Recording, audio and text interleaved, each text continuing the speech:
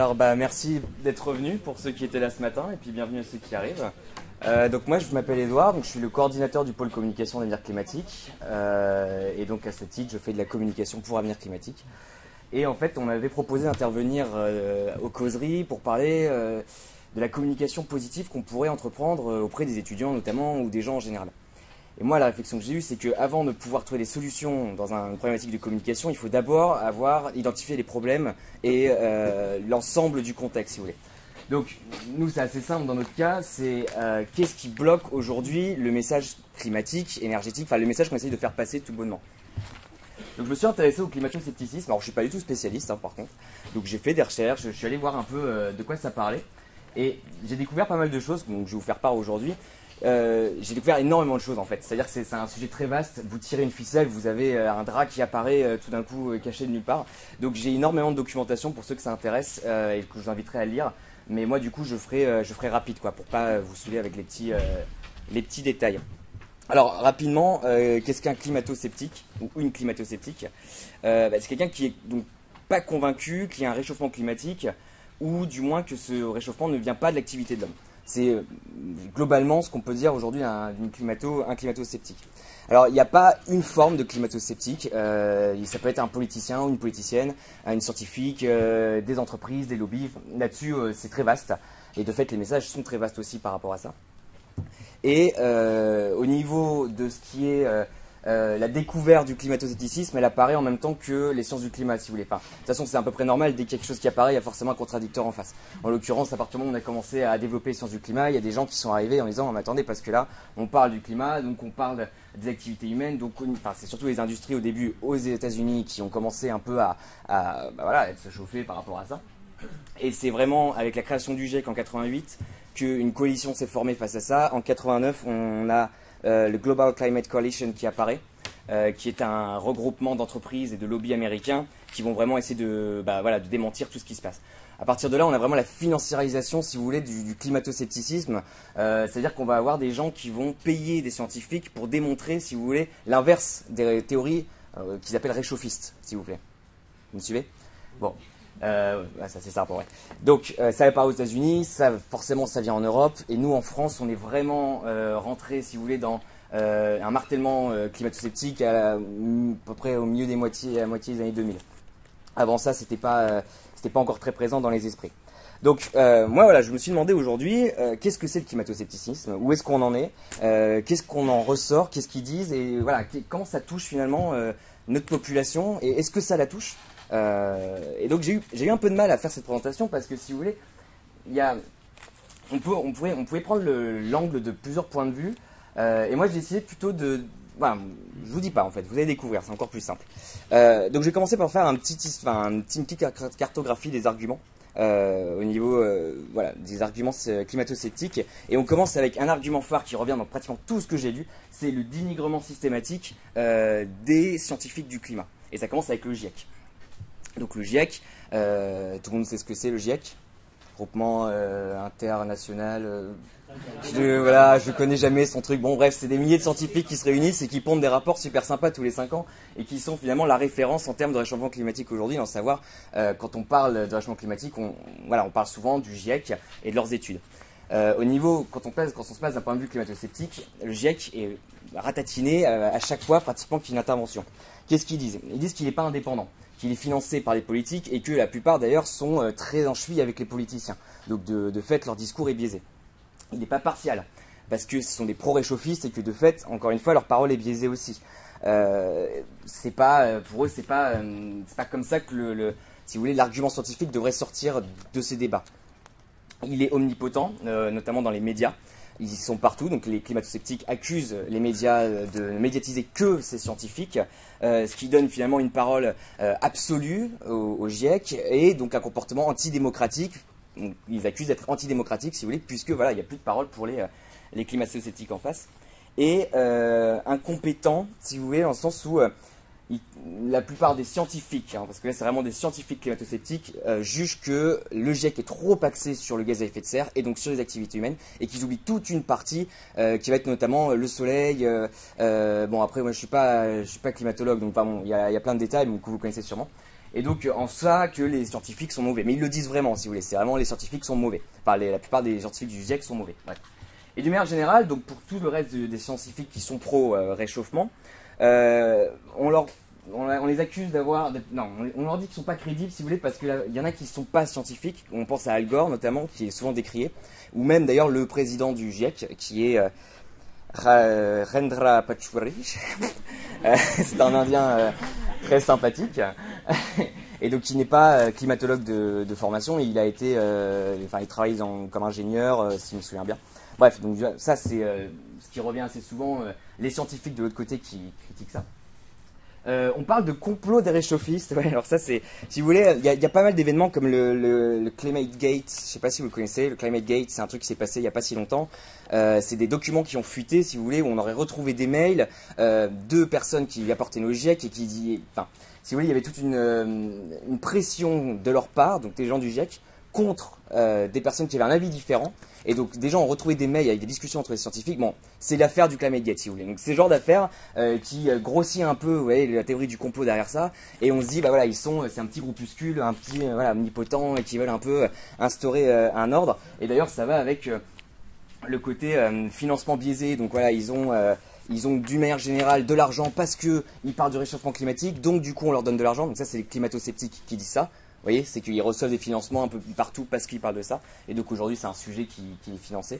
Et après, il y a le côté anti-scientifique qui est aussi assez en avant, à savoir, si anti-scientifique, c'est d'avoir une parole innée ou globale et de ne pas écouter les avis divergents. Donc les climato-sceptiques les accusent d'être anti-scientifiques, d'avoir un comportement anti-scientifique. Voilà.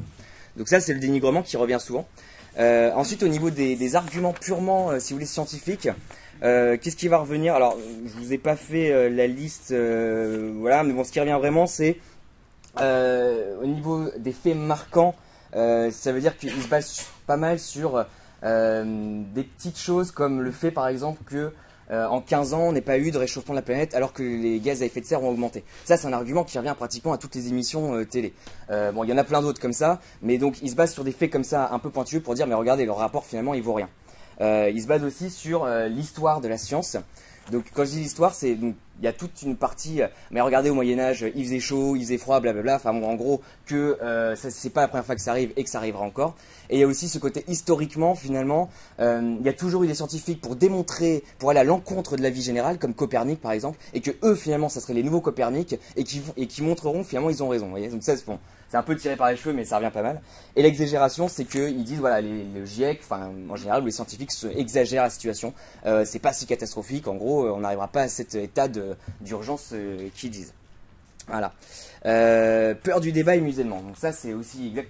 Ça revient avec ce que je disais tout à l'heure au niveau du dénigrement. Ce comportement antidémocratique, si vous voulez, dont ils sont accusés.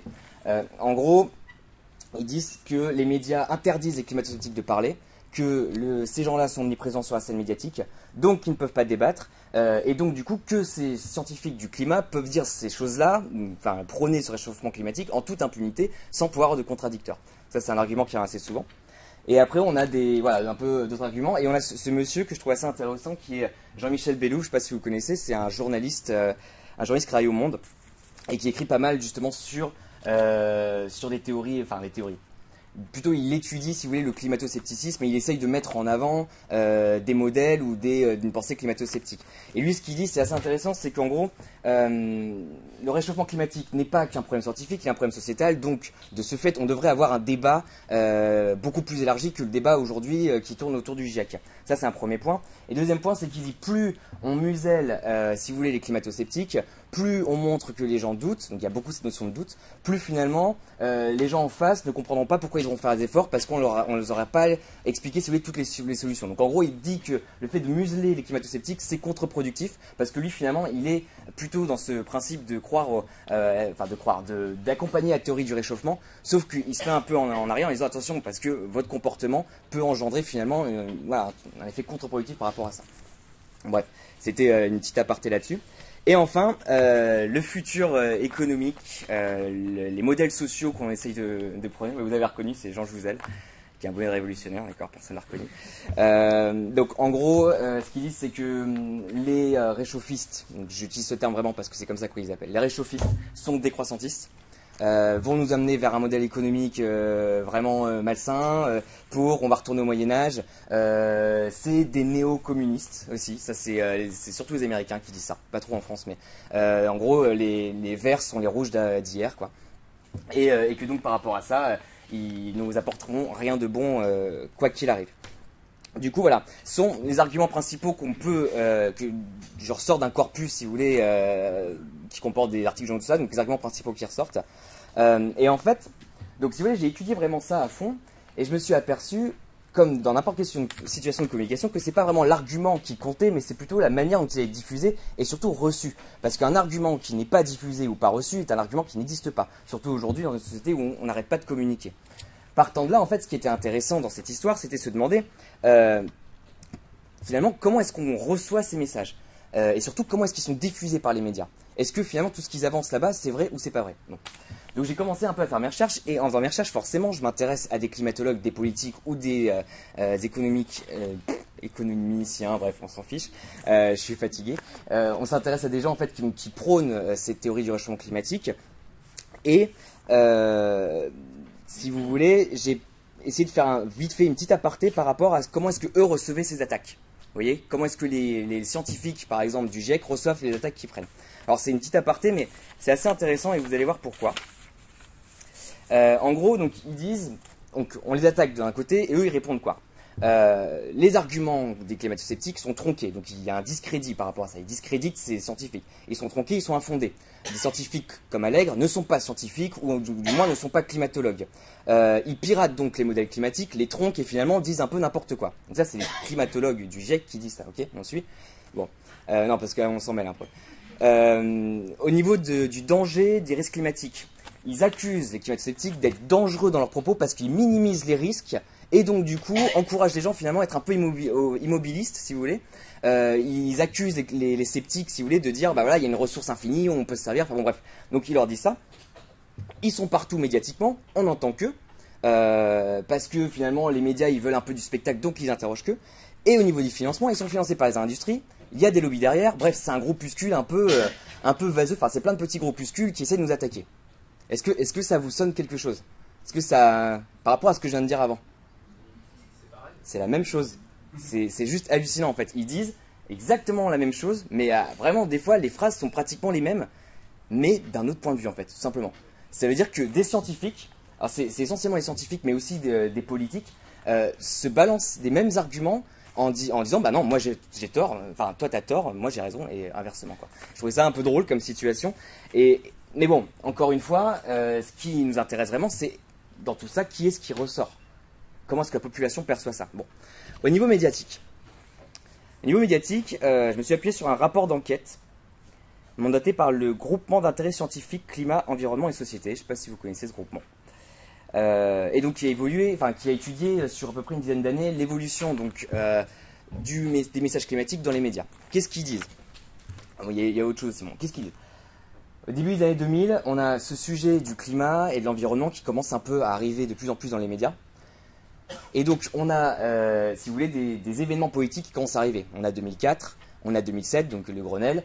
On a si vous voulez, un agenda politique qui commence à se caler un peu sur cette problématique environnementale. Et donc les médias se calent sur l'agenda politique et commencent à en parler de plus en plus. Donc jusqu'à 2008, on a vraiment énormément de sujets autour du climat, et ils traitent essentiellement tout ce qui va être les effets du réchauffement climatique, donc la calotte glaciaire qui fond, les animaux qui disparaissent, donc ils sont surtout sur les effets, pas tant sur les causes, et donc du coup voilà, ils sont plus sur ce côté un peu environnemental, et c'est pour ça qu'on commence aussi à voir apparaître dans ces époques-là des associations mises en avant comme Greenpeace ou comme WWF qui effectivement qui sont là depuis plus longtemps, mais qui sont mises en avant parce que justement eux ils essayent d'un peu de sauver la nature, tout ça. Donc ça prend à peu près par là. On a pas mal de documentaires, tout est scénarisé un peu, et le climato-scepticisme n'existe pratiquement pas dans les médias à cette époque-là. Il n'y a pratiquement aucune contradiction face à ça. On s'aperçoit juste qu'il y a un problème climatique, qu'il faut y aller, et les gens sont derrière. Les médias ont une audience, l'audience découvre quelque chose de nouveau, donc la nouveauté s'appelait on y va, donc à fond. À partir de 2008, il se passe quelque chose qui est récurrent dans toutes nos présentations, c'est la crise économique. Il n'y a pas une présentation qui ne la cite pas, celle-là. Et donc, on a un truc qui s'appelle le rendement médiatique croissant. qui veut dire que les médias doivent toujours être en nouveauté, donc doivent toujours plaire à leur audience pour faire du chiffre. Donc la crise arrivant, l'environnement, ça s'est relégué en second plan. On parle du chômage, on parle de tout ça. Du coup, on a quand même quelque chose qui baisse, et si vous voulez, pour parler de ce sujet, il va falloir trouver des nouveautés. Alors une nouveauté, on pourrait se dire, ah, climato-sceptique. Du coup, parce qu'on a un Allègre qui commence un peu à faire du rentre-dedans un peu dans la scène médiatique, on se dit, ah bah voilà, si ils veulent plus s'intéresser aux théories, du coup ils vont peut-être s'intéresser à des contre-théories pour intéresser les médias. Et en fait, non. Ce rapport montre que non. C'est-à-dire que les climato-sceptiques n'ont pratiquement jamais été, dans tous les cas, médiatisés comme les climatologues l'ont été. Vous voyez? En fait, ce qui montrait, c'est que le groupuscule, enfin, non, pas les groupuscules, je vais pas employer ce mot, les climato-sceptiques, donc ceux qui prônent cette théorie, sont développés essentiellement sur Internet. Il y a eu des blogs qui ont été créés, il y a eu tout un... Ils ont suivi cette mouvance d'Internet pour vraiment essayer de prendre la parole face à des médias qui jugeaient beaucoup trop partial par rapport au sujet. Sauf que le principe sur Internet, c'est qu'un sujet, enfin, quelque chose ne peut pas dépasser la sphère médiatique, si vous voulez, des médias traditionnels comme la télé, les journaux. On n'en est pas encore là. Internet n'a pas encore ce pouvoir-là. En plus de ça, sur Internet, il y a un effet de biais qui fait que, assez systématiquement, vous allez voir ce qui vous intéresse en premier. C'est-à-dire que les climato-sceptiques ont reçu finalement la visite de gens qui étaient intéressés par le climato-sceptisme. Donc, ils n'ont pas fait forcément énormément d'audience. Mais bon, comme ils ont créé une petite bulle sur Internet, ils ont quand même été un peu médiatisés. On a commencé à voir des gens comme Allègre, surtout, voilà, qui étaient sur des plateaux pour entendre un peu leurs paroles. Mais dans tous les cas, ils n'ont pas du tout atteint les objectifs, qu'ils voulaient, si vous voulez, de sensibiliser les gens à ça, quoi. Bref. Du coup, on en est là, et finalement, les climato-sceptiques n'ont pas gagné la bataille du média. Ok. Donc, les médias, en fait, ils ont préféré aller interroger, si vous voulez, le GIEC. Encore une fois, ils se sont tournés finalement vers un aspect beaucoup plus scientifique. Avant, si vous voulez, c'était plus en valeur, c'était plus en nature, tout ça. Là, après 2008, on va s'intéresser avec des événements, voilà, comme les rapports du GIEC, à la compétence, si vous voulez, scientifique, donc de l'expert, quoi, la figure de l'expert qui explique les risques climatiques. C'est quoi le problème là-dedans, si vous voulez, c'est que dans les médias... Tu pourrais donner l'unité du graphique en hauteur, si tu la connais? Oui. Ce sont des patates, voilà. Non, je sais pas, j'ai recherché dans le rapport, autant pour moi. C'est dans le rapport, hein, j'ai la source en bas, mais effectivement, En fait, je me suis dit que vous aimez bien les tableaux, donc vous allez vous mettre des tableaux, mais en vrai, moi, ça me parle pas du tout un graphique, donc voilà. Mais du coup, alors, bon, on s'adapte au public, hein, c'est comme ça que ça marche. Bref. Où j'en étais où du coup ouais, non, mais enfin, dans tous les cas, il y a la source, et donc je pourrais te donner l'unité après si tu veux. Donc les médias préfèrent l'interview scientifique, grosse médiatique. Donc qu'est-ce que ça donne? Ça donne, si vous voulez, un discours d'expert du coup. Donc un discours pas du tout entraînant, parce qu'en fait les scientifiques sont pas là pour être entraînants, ils sont pas là pour être sexy, ils sont pas là pour proposer des solutions. Donc en fait on a un discours de gens qui expliquent la situation aujourd'hui telle qu'elle est du climat et ce qui va arriver dans le siècle prochain. Donc entre autres l'augmentation de 3-4 degrés de la température à la fin du siècle, enfin bon, tout ce qu'on connaît nous aujourd'hui. Et par contre, on n'a aucune parole vraiment politisée ou d'une autre entité, si vous voulez, qui porte un autre message que ça. Donc on a quelque chose de très morose, parce que la réalité est morose, et quelque chose, si vous voulez, un peu sans solution. On parle finalement que des conséquences du changement climatique, on parle de la ressource qui va s'épuiser, on parle d'une société sans pétrole, sans donner des solutions, mais parce que c'est pas leur rôle, si vous voulez, de faire ça. C'est un peu normal. Donc finalement, ça donne voilà, des articles un peu qui partent dans tous les sens sur ça, ce qui va faire que les médias ne vont pas s'y retrouver non plus, parce que les médias ne sont pas spécialisés non plus. Donc si vous voulez, ils écoutent des scientifiques qui leur parlent d'un truc, d'un autre, mais sans avoir une vraie culture scientifique ou climatique ou ces choses-là, on peut pas vraiment comprendre. Et ça donne des articles comme ça. J'étais dans le métro hier et je regardais ça, c'était rigolo. L'article qui s'appelle « De l'espoir du côté de la couche d'ozone ». C'est un article qui dit qu'en gros la couche d'ozone dans 25 ans sera remise et donc en gros que le changement climatique ira mieux. Bon, je grossis énormément le truc, mais en gros c'est le message. Donc si vous voulez, vous pouvez le lire, ça vous intéresse. Mais donc ça donne des choses comme ça. Donc ça donne finalement des discours dans la tête des gens qui vont associer un peu n'importe quoi. Donc la couche d'ozone, le réchauffement climatique, enfin bref, c'est un peu un globi-boulga de choses. Et c'est dû au fait qu'il n'y a pas une parole unique et qu'il y a plein de scientifiques qui parlent de leur domaine, forcément, domaine d'expertise. Donc aujourd'hui on en est là. Alors, qu'est-ce que ça donne au niveau de la perception des gens? Ça, on en vient finalement au cœur du sujet. Comment est-ce qu'aujourd'hui est perçu le changement climatique? On a globalement et c'est une bonne nouvelle, 70 à 80% des Européens, parce que c'est une étude européenne que j'ai trouvée ici, qui pensent qu'il y a un problème au niveau du climat, que ce problème est dangereux, et qu'il vient majoritairement de l'homme. En gros, alors j'ai plein de chiffres si vous voulez à vous donner, mais bon là on avance, après pareil si vous voulez des chiffres je vous les donne. Mais en gros c'est vraiment, une majeure partie de la population finalement ne doute pas, et est pratiquement convaincue qu'il y a un problème et donc qu'il faut agir quelque part. Donc ça c'est le score final. Alors c'est une perception qui est rattachée énormément au contexte social. Forcément, donc au niveau qu'on soit classe sup, classe pas sup, enfin vous voyez ce genre de choses, argent, populaire, pas populaire, bref, ça diverge énormément par rapport à ça. Il y a un clivage au niveau des solutions. Ça veut dire que si les gens sont pratiquement convaincus qu'il y a un problème, personne n'est d'accord au niveau des solutions. Donc parce que d'une, soit ils les connaissent pas, de deux, soit ils pensent qu'il n'y en a pas, ou de trois, il y a des solutions qui existent, mais on ne sait pas trop les mettre en place, on ne sait pas trop ce qu'elles sont, et où elles sont carrément irréalistes, voire elles nous ramèneraient à un âge un peu en retrait où on n'avait pas l'énergie, où on reviendrait à l'âge de pierre. Donc c'est un peu, si vous voulez, les discours qui sortent de la population qui sont d'accord qu'il faudrait agir. Mais comment? En fait, c'est vraiment la question qui se pose. Donc en fait, on n'a pas de climato-scepticisme, mais on aura plutôt un climato-pessimisme. C'est plutôt la notion qui sort de ça. C'est de Pierre Radin, je ne sais pas si vous connaissez. Et en gros, lui il dit qu'en fait c'est encore plus pernicieux que le climato-scepticisme. Parce que finalement, on a des gens, ils savent, mais ils font rien, ou en tout cas, ils aimeraient faire quelque chose, mais ils savent pas quoi. Donc finalement, ils sont pas dans le déni, mais ils sont pas dans l'action non plus.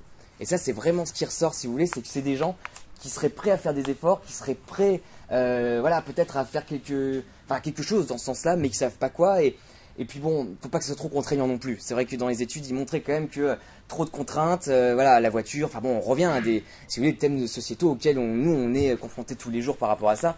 Oui, je veux bien faire des choses, mais touche pas à mon confort.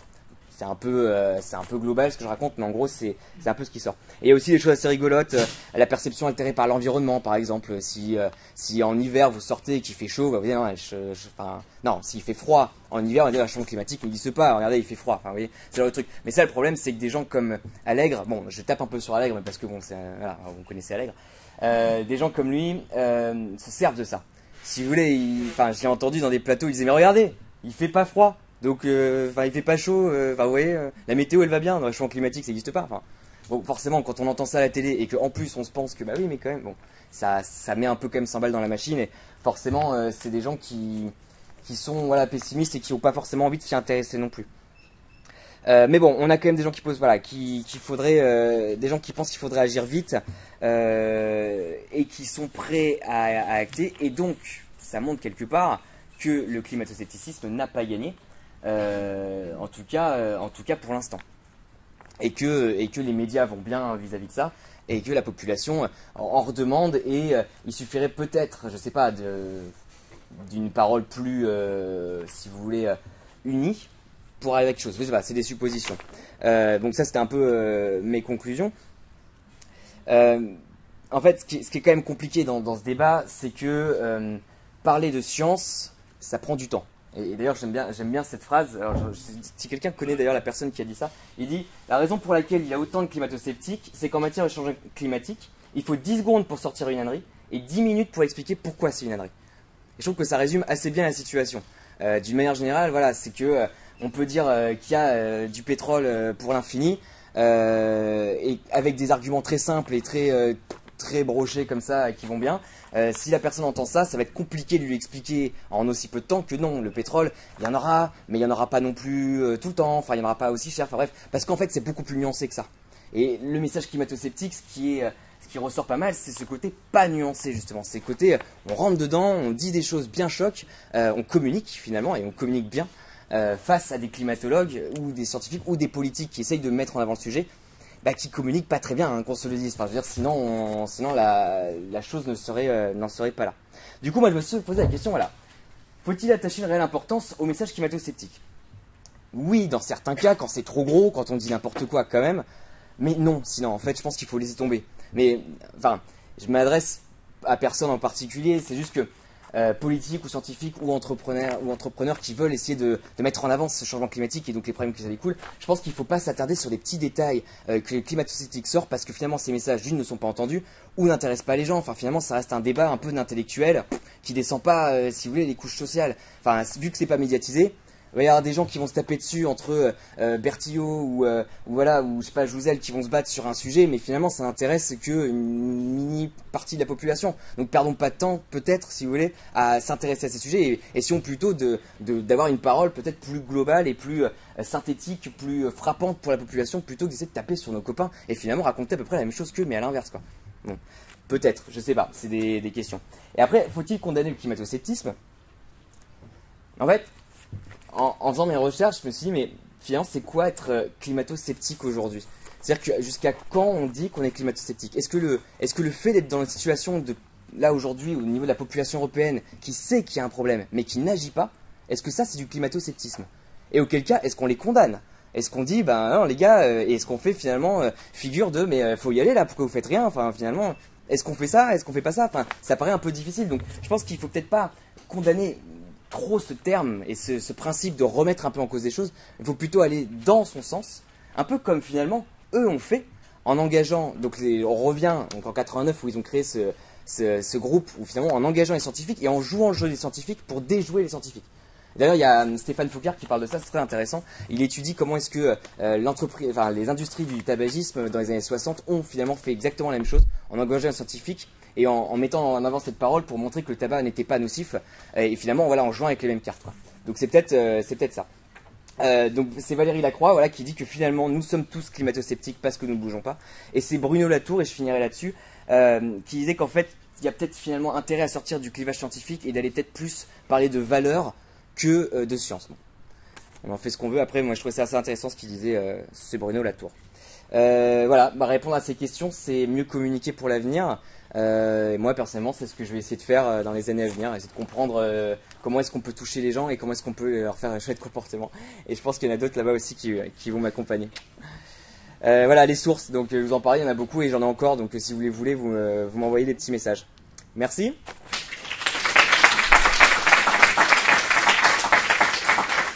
Juste, ça s'appelle Flickr. Et il y aura les photos dessus si vous voulez les chercher. Maintenant je vais faire comme ça, mais j'enverrai des messages.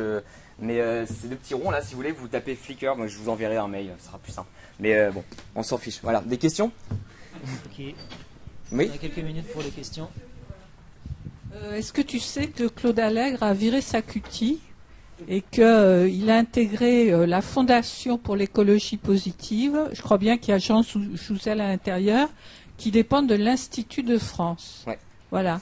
Et donc, en fait, ils sont devenus climato-sceptiques parce qu'on les a... Voilà, Fondation pour une écologie d'avenir, parce qu'on les a traumatisés. Voilà. En fait, Claude Allègre, c'est rigolo parce que lui, c'est un peu le purisme de la démocratie, si vous voulez. Enfin, en fait, il fait un peu ça juste pour faire ça.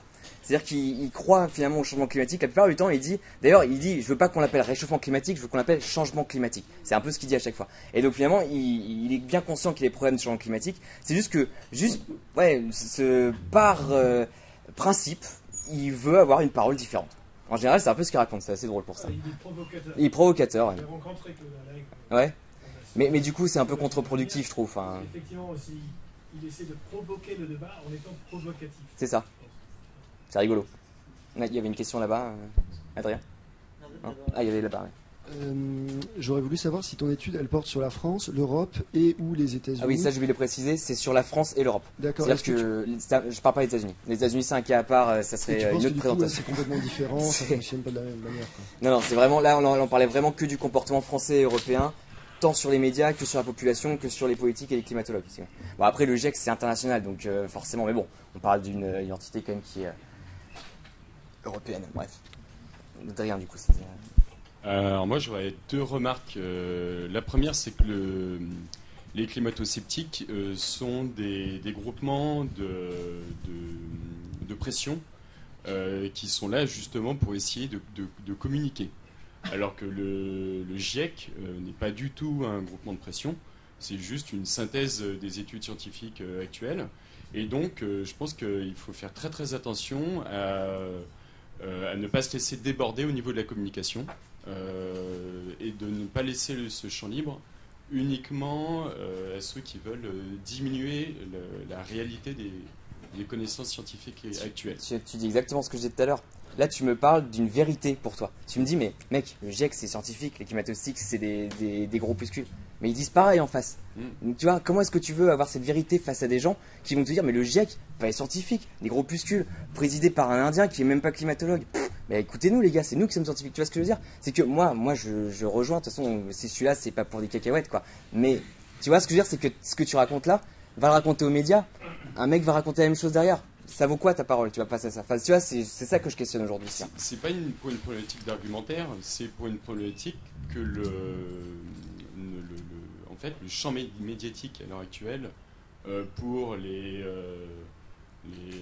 tenants du réchauffement climatique n'est pas occupé par des spécialistes de la communication, alors que chez les climato-sceptiques, c'est le cas. Et je pense que ce serait une bonne idée d'avoir des groupes de pression médiatique, des vrais spécialistes de la communication, parce que les scientifiques, les climatologues, le GIEC, etc., ils ne sont pas spécialistes de ça, ils ne savent pas faire. Et pour l'instant, on les laisse un peu se mettre en avant, et c'est pas leur rôle. Et enfin voilà, c'est juste. C'est ce qu'on voyait dans les médias, effectivement, c'est qu'on n'a pas d'une parole politique ou communicante, on a des scientifiques qui s'expriment. Et plein de scientifiques qui s'expriment. Forcément, et c'est pas. Mais je suis d'accord avec toi. Il nous faudrait ça. La deuxième remarque, c'est sur le climato-pessimisme. Alors, pour résumer ma pensée, je vais aller très vite. Je pense que les consommateurs des pays riches sont des toxicomanes, dans le sens où ils ont un mode de vie qui va les mettre en danger dans leur avenir. Des grandes pollutions. Donc j'ai demandé à des amis thérapeutes en toxicomanie de m'expliquer comment est-ce qu'on prend en charge un toxicomane. Alors, pour la petite histoire rigolote, au début ils croyaient que j'avais un ami qui était cocaïnomane, j'ai été obligé de leur expliquer que ce n'était pas le cas. Et en fait ils m'ont répondu qu'à un moment donné un toxicomane, tant qu'il n'accepte pas le fait qu'il va se mettre en danger à l'avenir, on ne peut pas le prendre en charge. C'est strictement impossible.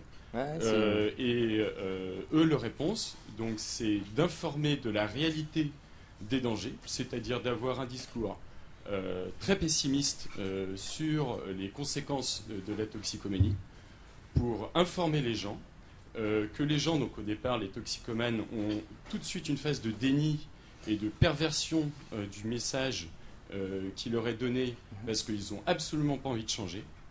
Et que, en fait, c'est uniquement quand ils ont subi les premières pertes lourdes. Alors, pertes lourdes pour un toxicomane, c'est de gros problèmes de santé, c'est perdre son emploi ou isolement social. C'est quand même assez lourd pour un individu. Et il n'y a que à ce moment-là, quand la réalité lui revient en face et que ça rejoint les arguments que les médecins lui avaient dit, qu'il est en phase d'accepter sa réalité et d'arrêter d'être dans le déni, ce qu'on appelle la phase de contemplation. Mais tant qu'il n'en est pas là, c'est-à-dire que tant qu'il n'est pas confronté aux conséquences de son comportement, en fait, il sera toujours dans le déni. Et on est obligé d'attendre qu'il soit confronté à de gros problèmes, en fait, pour l'aider. C'est extrêmement frustrant. Et à partir de là, on peut le prendre en charge et l'entraîner dans une phase d'action et là développer un discours positif. Et moi, je pense que, on en parle beaucoup ici, d'essayer d'avoir un discours positif, mais en fait, si on fait le parallèle entre les consommateurs des pays riches et les toxicomanes, et moi, ce parallèle, plus je le fais, plus il me semble pertinent. En fait, quelque part, il ne faut pas essayer de développer un discours positif trop tôt. Parce qu'en fait, on va mettre un coup d'épée dans l'eau, quoi. On ne touchera pas les gens. C'est pour ça que voilà, le climato-pessimisme, pour moi, il est tout à fait normal. Et en fait, il faudra attendre malheureusement qu'on soit confronté aux conséquences dures de notre comportement pour pouvoir évoluer. Il y a plusieurs choses par rapport à ça. C'est que, non, effectivement, je pense qu'on se dénie, on l'a passé, en tout cas de ce que l'étude montre, et en tout cas dans certaines régions du monde, tu vois. Et par rapport à ça, effectivement, peut-être continuer à avoir ces discours-là, mais il faut aussi se rendre compte qu'on est dans une société de la communication où la formation va très très vite, et donc les pensées vont très très vite. C'est-à-dire qu'en 10 ans, on est quand même passé du sauvons les pandas à non, c'est pas bien, à ah, peut-être quand même, tu vois. C'est que on est quand même dans un modèle qui avance excessivement vite, et donc il faut pas non plus, je pense qu'on a déjà quand même pas mal martelé les messages, tu vois, pessimistes, et qu'aujourd'hui, enfin, on peut peut-être continue encore à le faire, mais aujourd'hui j'ai l'impression quand même que ça mord plus au niveau de ce discours-là, quoi. Et que les gens sont peut-être prêts à entendre des solutions plus que des situations. Bon, après, c'est une perception des choses, quoi. C'est la fin déjà? Une dernière courte question, s'il vous plaît. Il y avait Et monsieur, puis, vous pourrez discuter à la pause tout à l'heure. Oui, Levier, ingénieur pétrolier retraité, je pense que quel que soit qui a raison, des sceptiques ou des non-sceptiques, de toute façon, le moindre risque, c'est d'atténuer, d'abord de réduire les émissions de gaz et finalement de supprimer totalement. C'est le moindre risque. Parce que si vous ne faites rien, on prend peut-être un risque, mais si on fait quelque chose, on n'a aucun risque. Donc, l'intérêt surtout des sociétés pétrolières, c'est de réduire les émissions de gaz. C'est ce qu'ils font. Par exemple, ExxonMobil développe les microalgues, et en Californie, vous avez des stations service qui vous donnent ce qu'ils appellent, enfin, je ne me rappelle plus du nom, mais c'est des voitures qui sont alimentées en essence provenant de microalgues. Donc, c'est intéressant ce que vous dites, c'est Michel Serres qui disait ça. Si on fait le pari d'être écologiquement imprudent, et si l'avenir de notre raison, on ne gagne rien sauf le pari, et si on perd tout. Si on fait le pari d'être prudent, et si on perd le pari, on ne perd rien, et si on gagne le pari, on gagne tout. exactement. C'est Michel Serres. Je trouvais cette phrase assez rigolote, quoi. Ça, je pense que c'est un peu la conclusion. Ça tombe bien, ça